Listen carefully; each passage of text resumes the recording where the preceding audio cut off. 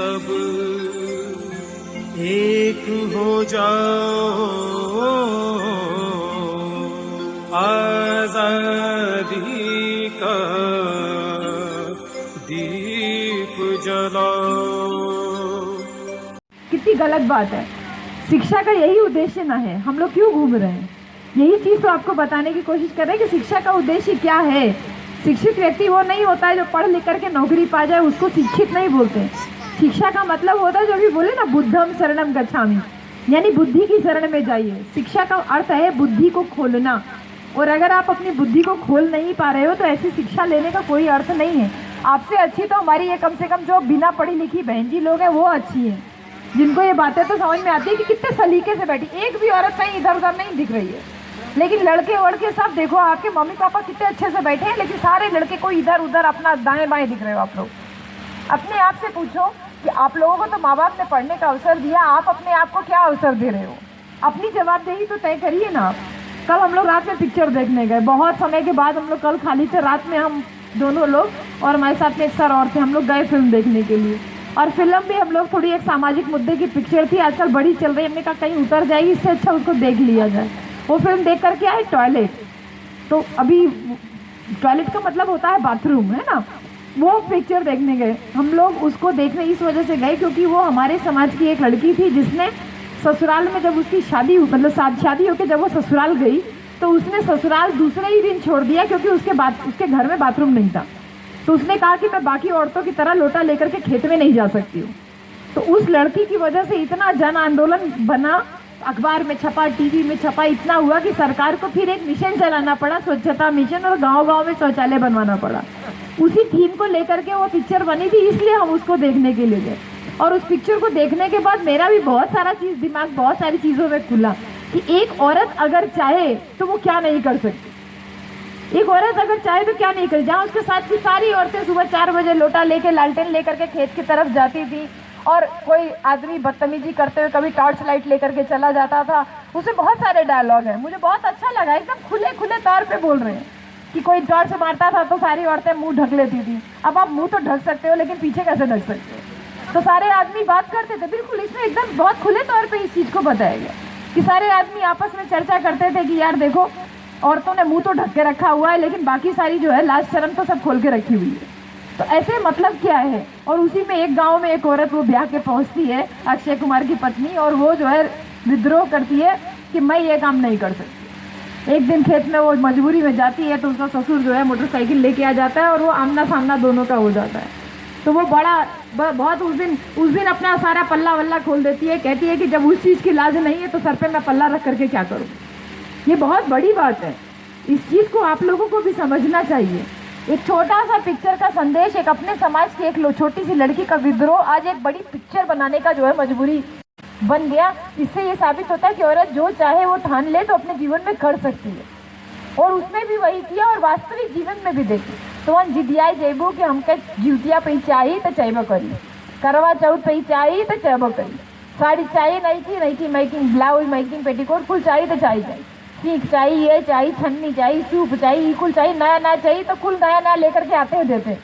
जब आप उस चीज़ के लिए जिद कर सकती हैं तो बाकी चीज़ के लिए भी तो हमको जिद करना चाहिए, जिनकी वजह से हमको ये अवसर मिला, हम यहाँ तक पहुँच के आ पाए हैं। हमको उस अवसर को भी तो अपनी इस अगली पीढ़ी तक तो पहुँचाना है ना, कि हम तो अपन आदमी से जिद कर लेला कि चला भैया हमका नहीं की साड़ी लेवा, सूप लेवा, छन्नी लेवा, ई लेवा, वो लेवा, हमन तो जिद कर सकेला, लेकिन ये जिद खातिर कि अपन अगली पीढ़ी तक ले ये जिद पहुँचाए थी, हमने फिर जिम्मेदारी है कि क्यों दूसरा तो ना आई ना जिम्मेदारी पूरी करे खातिर।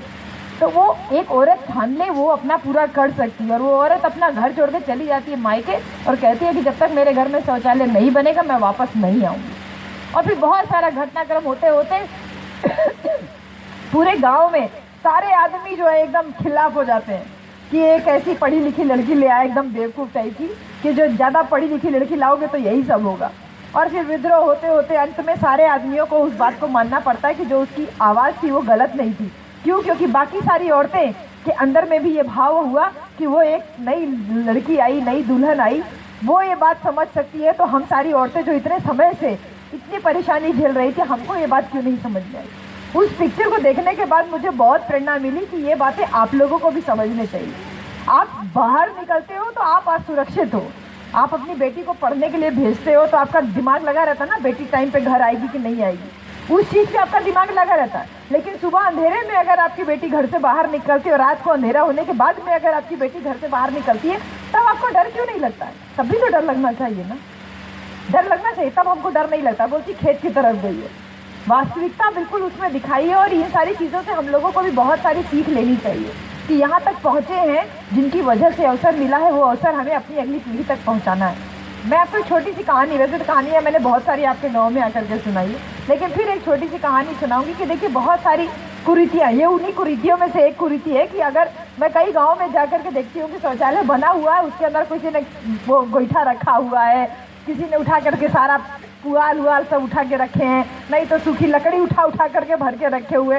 कई गांव में देखते हैं तो वो जो देखे थे वो पिक्चर में जब देखे तो एकदम क्लियर होता चला गया। ऐसी बहुत सारी कुरीतियाँ हम लोगों के दिमाग में भी पड़ी हुई हैं, हमारे समाज में भी पड़ी हुई है। हम लोग को थोड़ा थोड़ा सोचते हुए चलना है। एक सबसे बड़ी बात है कि जैसे जो भगवान बुद्ध की आज अपने मूर्ति लगा के बैठी हुए हैं, हम लोग बैठे हुए हैं, एक बड़ी बात आती है दिमाग में कि आखिर बुद्ध क्यों हुए। एक औरत ने ठान लिया तो अपने पूरे गांव की तस्वीर उसने बदल के रख दी। इसी प्रकार से अगर तथागत बुद्ध की पत्नी ने अगर उनको अनुमति नहीं दी होती तो शायद तथागत बुद्ध नहीं बन पाते। बाबा साहब की पत्नी ने अगर उनका साथ नहीं दिया होता तो शायद बाबा साहब आज इस अवस्था तक नहीं पहुंच पाते। हमारी बहन जी ने अगर हमारे लिए अपना शादी विवाह घर व्यवहार नहीं त्यागा होता तो शायद हम यहाँ तक नहीं पहुँच पाते क्या? हम में से किसी औरत के अंदर इतनी हिम्मत है कि अपनी बेटी को कह दे कि बेटी मेरी शादी नहीं करेगी और पूरी जिंदगी समाज सेवा करेगी? क्या हमन के अंदर इतना दम है? भाई नहीं बना दम, इतना दम हमन में से केहू के बंदर ना है, केहू के अंदर ना है। लेकिन हमने के बीच में से एक थे मेहरारू निकल के अपन कुल जीवन त्याग करके हमन के यहाँ तक ले पहुँचेले। एकर मतलब है कि औरत अगर ठाने ले तो कुछ काम कर सकते हैं। जब तथागत बुद्ध ने घर छोड़ा, घर छोड़ने के पीछे एक बहुत बड़ी बात है। हम लोगों को किताबों में पढ़ाया जाता है कि बुद्ध ने एक बूढ़े आदमी को देखा, एक मरे हुए आदमी को देखा, एक बीमार आदमी को देखा तो घर से बाहर निकले। लेकिन सही बात वो नहीं है, सही बात तो कुछ और है।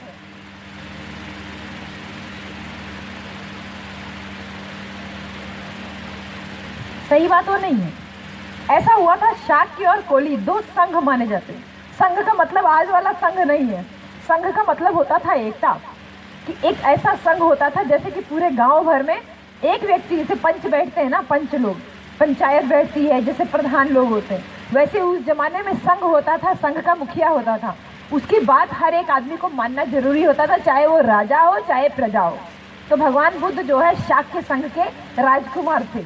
एक पानी के ऊपर विवाद हुआ, एक नदी के जल का बंटवारा जो है, नदी के पानी का बंटवारा के ऊपर लड़ाई हुई और दो लोग लड़ाई करते थे पानी के ऊपर। एक शाक्य जिसमें भगवान बुद्ध थे और एक कोली जिसमें दूसरे लोग।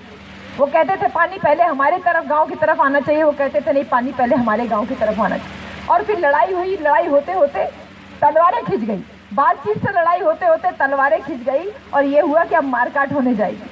तो उसमें हमारे तथागत बुद्ध उस समय राजा हुआ करते थे, राजकुमार थे।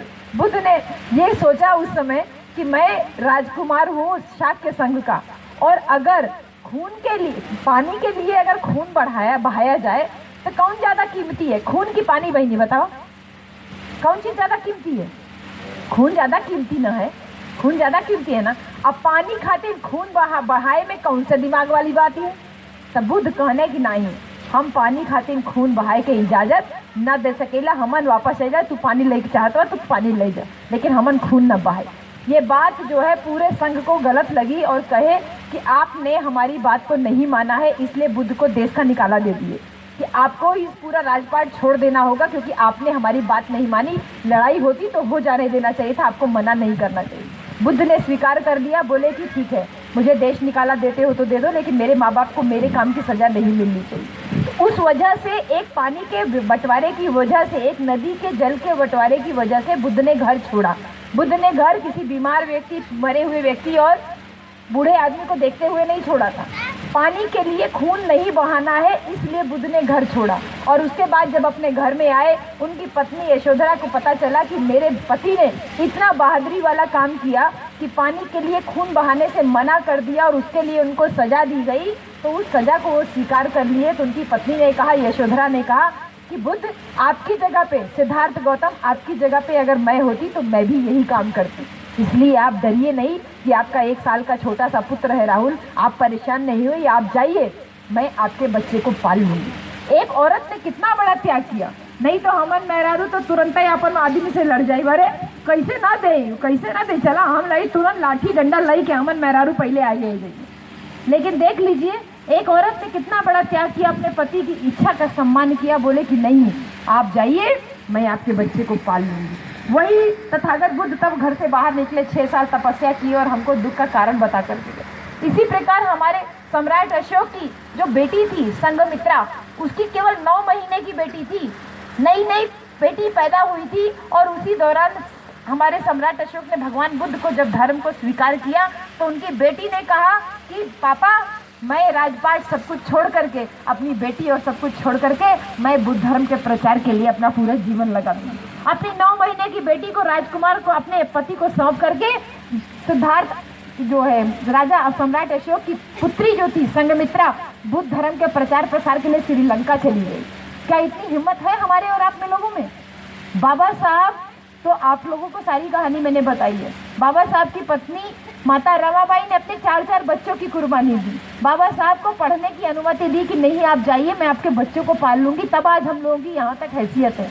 हमारे मान्यवर कांशीराम साहब ने अपना घर बार त्याग दिया, अपने भाई बहनों को त्याग दिया, अपने नाते रिश्तेदारों को त्याग दिया बहन जी, तब हम मान सम्मान से कर सकेला कि हाथी वाला पार्टी हमन के पार्टी। ये ऐसे नहीं है, किसी एक आदमी ने त्याग किया उसका पूरा मजा हम सारे लोग लेते हैं, लेकिन किसी को तो सामने आना पड़ता है ना। क्या हम सामने आने के लिए तैयार है? क्या तैयार है बहनी? इतना बोले के बाद अगर आधे से ज्यादा ई गांव में निरंकारी वाला बैठल है तो उकुल समाज के गद्दार हैं, आपसे बड़ा गद्दार कोई नहीं है, इस बात को ध्यान रखिएगा। आपके समाज में औरतों ने इतना परिश्रम किया कि आप ही के गांव में पिछली बार जब मैं आई थी तो इसी में से 3-4 औरतें बोली थी कि हमारे घर में हमारे जेठ खत्म हुए, किसी के घर में शायद ससुर खत्म हुए थे, शायद आप में से कोई औरत थी जो बोली थी कि हम ना बाल बनवाएंगे, ना तो तेरही मनाएंगे, ना तो मृत्यु भोज कराएंगे। कितना बड़ा कदम था उन औरतों का, मुझे बहुत खुशी थी उन औरतों से मिलकर के। बोली कि सारे गांव की औरत आदमी सब हमारी खिलाफत कर रहे हैं। हम क्या परेशान मत होइए, खिलाफत तो करेंगे ही। जब हम पति पत्नी ने काम करना शुरू किया था तो हमारे घर वाले हमारे खिलाफत कर कह रहे, ये नहीं कि शादी ब्याह हुआ तो अपना घर परिवार देखें। ये कुल का जो है पंछी बोलते थे हम लोग, आज पंछी किस डालते हैं, पता चला आज पंछी मऊ के इस गाँव में, पता चला आज पंछी जो है किसी और शहर में, आज किसी और शहर में। हम लोगों को पंछी बोलते थे आज, लेकिन घर वालों की हिम्मत नहीं बोलती है ना कि कुछ बोले हम लोगों के लिए। आज घर वाले अपना कालर ऊंचा करके बोलते हैं कि मैं इनका पिता हूँ, मैं इनका ससुर हूँ, मैं इनका भाई हूँ, मैं इनका देवर हूँ। तो किसी को तो सामने आना पड़ता है ना करने के लिए। बहन जी लोग, ये बातें हम लोगों के गांव में, देहात में, शहर में इतना ज़्यादा भर दी गई है कि ये थोड़ा सीजन चल रहा है। अभी सरकारों ने कितना ज़्यादा जो है हम लोगों का उत्पीड़न शुरू कर दिया है कि हम लोग बिना मौत के मर रहे हैं, बिना मौत के मर रहे हैं, रोज मर रहे हैं। कभी किसी चीज़ के लिए खाने पीने पर समझ लिए कि रोक नहीं है, नहीं तो इन लोगों का बस चले तो हम लोग का खाना पीना तक बंद कर दे। आप लोगों को अंदाजा नहीं है, हम शहर में रहते हैं, आरक्षण जिसकी वजह से हम लोग थोड़ा बहुत आगे पहुंच पाए हैं, जिसकी वजह से हम उम्मीद करते हैं कि हमारी ये बेटियां अभी पढ़ के थोड़ा सा आगे पहुंच पाएंगी। इस आरक्षण को इस सरकार चाहे तो यह कि पूरी तरीके से ख़त्म कर दिया जाए। क्या लड़ाई लड़ी बहनी, खाली घरे में रोटी बनाए के खाए पिए के सूते के आंदोलन ना हो भाई। अरे भैया, निरंकारी के भजन जपे से आंदोलन ना खड़े होने वाला है, तो हर कुल आंदोलन सरकार चौपट करे पे लगल है। और तो चाहे जितना गुणगान कैला, लेकिन वास्तविकता ये है कि आज आप कुर्सी पे बैठे हो, पक्के मकान में रह रहे हो, तो ये किसी निरंकारी की देन नहीं, केवल और केवल बाबा साहब डॉक्टर भीमराव अम्बेडकर की देन है। इस बात को अपने दिमाग में आप बहुत अच्छे से बैठा लीजिए, बहुत अच्छे से बैठा लिया। अभी रास्ते में आ रहे थे, मैनेजर साहब एक लड़की कोई देखने के लिए कोई गया था, उसके बारे में चर्चा कर रहे थे। वो लड़की बोलती है, उससे बोला गया कि अरे तुम सब आई हो, सबको नमस्ते से, मैं आप बच्चियों को बोली थी जय भीम बोलो। ऐसे उन लोगों ने भी बोला कि भैया सारे लोग बैठे हैं, सबको जय भीम नमो बुद्धाओ बोलो। वो लड़की भड़क गई, बोलती अरे मैं तो हिंदू हूँ, मैं नमो बुद्धाय जय भीम क्यों बोलूँगी? मैं तो डॉक्टर अम्बेडकर को भी जानती हूँ, जवाहरलाल नेहरू को भी जानती हूँ, गांधी को भी जानती हूँ, बहुत सारे नेता लोगों का नाम लिया। बोलती मैं तो सबको बराबर बराबर मानती हूँ। वो सारे लोग बोलेगी, और फिर लगी थोड़ा अंग्रेजी बोलने, थोड़ा बाहर की पढ़ के आई थी दूसरे शहर से। तो ये बताइए, उन लोगों ने उसको यही जवाब दिया कि तुम जो है आज खड़े होकर गटर पटर बोल रही हो, है ना, जो बराबरी की बात कर रही हो, ये बराबरी का अधिकार तुमको भारत के संविधान के द्वारा मिला है, और वो किसी नेहरू और किसी गांधी ने नहीं लिखा था, वो भी बाबा साहब डॉक्टर भीमराव अम्बेडकर ने लिखा। बहनी, आप लोगन के लड़की बच्ची लोग जौन पढ़ल पाती हैं, और आप भैया लोग, स्पेशली ये भाई लोग, औरतों से ज़्यादा गुण बुद्धि तो आप लोगों की। औरतें तो समझाने से एक बार समझ जाती है, लेकिन आप लोगों के तो दिमाग में जो पर्दा चढ़ता है वो जल्दी उतरता नहीं। मैं आजकल केवल आदमियों के ऊपर ज़्यादा फोकस करती हूँ। बीच में तो मैं औरतों के ऊपर फोकस कर रही थी, लेकिन आजकल आदमियों पे, क्योंकि मुझे लगता है आदमी अगर बदलेगा तभी औरत बदलेगी। आपन लोग खाली ठीकरा फोड़ देने के मेहरारू हमारा नहीं बदलते, हम कैसे बदल जाएंगे, क्या करें, कैसे समझाएं, कैसे बुझाएं। लेकिन हमको तो ये बात समझ में आती है कि भाई मेरा पति ऐसा था इसलिए तो मैं ऐसी हूँ ना। अगर मेरा पति दूसरे मिजाज का होता तो मुझे मजबूरी होती ना उसके मिजाज का होने की।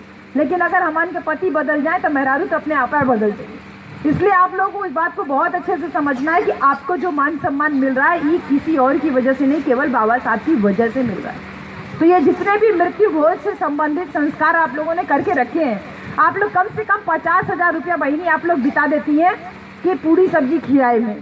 क्यों मर जाए तो 10 दिन 11 दिन 13 दिन अपन खियाई जाला, हाँ, कुछ नात बद रिश्तेदार के बटोरी के, और वो है आय के खाइए और खाई के चल दिए। और कहिए सब्जी में नमक तेज रहल, पूरी मोट रहल, कच्ची रहल, सही ना, दही बहुत खट्टी रहल, ये देखा डालडा में घी से तलवो ने एक रिफाइन में तलवावे के चाहत रहल। यहाँ हमन के घर के एक आदमी मर गए और इनके कच्ची पूरी पक्की पूरी दिखाई देती है, हाँ, इनके सब्जी में और दाल में नमक और जो है कि मिर्चा तेज दिखाई देती। यह तो होता है कि ना होती, बताओ। हमन के तो एक तो पहले लाश हो गए, हमन के पहले एक नुकसान भयल कि हमारे घर के आदमी औरत खत्म हो गई। क्यों खत्म हो जाए, चाहे सास ससुर देवर देवन को, क्यों पहले तो हमन के एक बहुत बड़ा नुकसान भयल ना कि हमारे घर के बहुत प्रिय जे रहा वो हमके छोड़ के चल गया। और ऊपर हमन दूसरा नुकसान करे शुरू कर देनी का 10,000 20,000 रुपया कर्जा कार के केहू से ब्याजे पे सूदे पे लेके ओके बाद ओके खियाई पियाई, और फिर ना रिश्तेदार आई है ऐसे हाथ धोए के कहीं ई नाई निक बनल लाल ऊ नाई निक बनल लाल, पैसा खियाए कोनो फायदा, कोनो फायदा। ऐसे निक बात यह है कि आप लोगों के शुरू करे के चाहिए, खुद से शुरू करे के चाहिए। ये राजस्थान में कुछ गांव में लोगों ने शुरू किया और आज उनका गांव सबसे उन्नत गांव है, सबसे विकसित गांव है। देश के में कई कई जगह पे उस गांव का पोस्टर लगा है। उनके गांव के लोगों ने 2-4 लोगों ने इकट्ठा ये बात साझा की कि ये जो मृत्यु भोज है ये 13 पटही पे जौन अपन खियावल जाला ऊपर पैसा का हिसाब लगावल गया कि कम से कम 50,000 रुपया तक खर्चा होबे करत। 50 ना तो मान ला 25,000 तक के बहुत गरीब रही तो 25,000 रुपया तब खर्चा हो ना, कर्जा काट के लेके आई 25,000 रुपया कम से कम खर्चा हुई। अब एक गांव में मान ला एक साल में 10 आदमी खत्म हो गए, ऐसे हिसाब लगावे खातिर। अब 25,000 रुपया के हिसाब से अगर 10 आदमी के ऊपर खर्चा भैल तो कितना पैसा खर्चा हो गया, 2.5 लाख रुपया हो गया ना।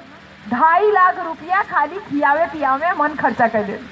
राजस्थान में का भैल कि एक गांव में कुछ लोग कहने कि हमन ई कुल ना कियल जाए, तो वो हिसाब लगौने कि 2.5 लाख रुपया हमन खाली फिजूल खर्ची में बर्बाद कर देते हैं। ऐसे निक है कि वो 2.5 लाख रुपया जेके घर में के वो आदमी खत्म होए अपन शोक ओक मनावा, भंते उनते के बुलाई के अपन पूजा पाठ जौन कराए के करावा, अपन नमकीन बिस्कुट बिस्कुट जब नेता होता खियाए के मतलब जौन की अपन जौन रिश्तेदारी नातेदारी के लोग हैं उनके अपन खियावा। घरे में अपन दाल चावल जरूरी थोड़ी पूरे गाँव भर के खियावल जाए, अपन नात बांट के अपन दाल चावल सब्जी रोटी जौन खियाए के अपन खियावा जा विदा करा। और जौन पैसा हमन 25,000 का एस्टिमेट कैले रही कि ए पैसा हमन 13 में खर्चा करब, वो पैसा के गाँव के कुछ लोग इकट्ठा करके ओमे इकट्ठा कियल जाए, एक अकाउंट खुलवाई, वो पैसा में इकट्ठा किया गया। और साल भर में हमन के लगे कितना पैसा इकट्ठा हो गया, 2.5 लाख रुपया। अब वो 2.5 लाख रुपया से का कहले वो लोग कि अपने गांव के पास में एक जमीन दे करके और उस जमीन पे स्कूल खोलना शुरू कर दिए, स्कूल खोल दिए। और वो छोटा सा स्कूल खोले और उन्हें का किए कि उसमें जो है अपना जो टीचर उचर रखे वो टीचर अपना इंग्लिश मीडियम वाला बढ़िया रखे कि हमारे गाँव के सारे बच्चे उसी स्कूल में पढ़ने जाएंगे। और फिर ऐसा करते करते जेकर जितना सामर्थ्य रहा भाई, केहू 25,000 खर्चा करे के सामर्थ्य, केहू के 50,000 खर्चा करे के सामर्थ्य, तो वो 50,000 रुपया सीधे लाई जाए के वही अकाउंट में डालल जाता, जे अकाउंट से वो गाँव में स्कूल बन गया। और फिर धीरे धीरे करते वो अपना 4 मंजिला पूरा स्कूल के इमारत खड़ी हो गई। और वो स्कूल सरकारी स्कूल नहीं रहा, वो प्राइवेट स्कूल रहा, ओके CBSE से मान्यता दिला दिया गया। और फिर ओके स्कूल लड़का बच्चा स्कूल के जौने के बढ़िया टाई वाई लगाए के बढ़िया नीक से उमें पढ़त है। और उस स्कूल से मैं आपको बताऊं जितने बच्चे पढ़ रहे हैं सब के सब बढ़िया बढ़िया सरकारी नौकरी करने के लिए बढ़ रहे हैं और आगे चल करके वो सारे बच्चे अधिकारी बन रहे हैं, IAS और PCS की नौकरी पा रहे हैं। क्यों? क्योंकि उनके स्कूल में वो उनके अपने लोगों का स्कूल है ना, तो उनमें संस्कार अपने समाज के ना पड़त है, अपन बाबा साहब के संस्कार पड़त है। और सबसे बड़ी बात है कि हमन के जौन फिजूल खर्ची है वो बंद हो जाए। तो ये जिन सोचा कि अब ऐसे करे में तो बहुत बेर हो जाए, अपन घर से शुरुआत कर। अपन ही मान ला कि हमन के ना खिए, चाहे क्यों कितना कह दे तू हमारे का खइले रहलू तो हमन के खाए ना खियावत है, तो चला आई के बना के खियाई दे, चला जे कही तो चला बना के खियाई दे, जे के खाए के तो चला आई जाए घर में, लेकिन अलग से पूरी सब्जी ना खियावल जाए, खियाई दे। वो पैसा के इकट्ठा करके अगर आपके गांव में आप स्कूल नहीं खोलना चाहते तो अपने गांव के आसपास कहीं जो है बुद्ध विहार के लिए जमीन देकर के एक बुद्ध विहार बना लीजिए। ये हमने की ना जिम्मेदारी है। कैसे हमन के अगले पीढ़ी तक संस्कार पहुंची बताओ?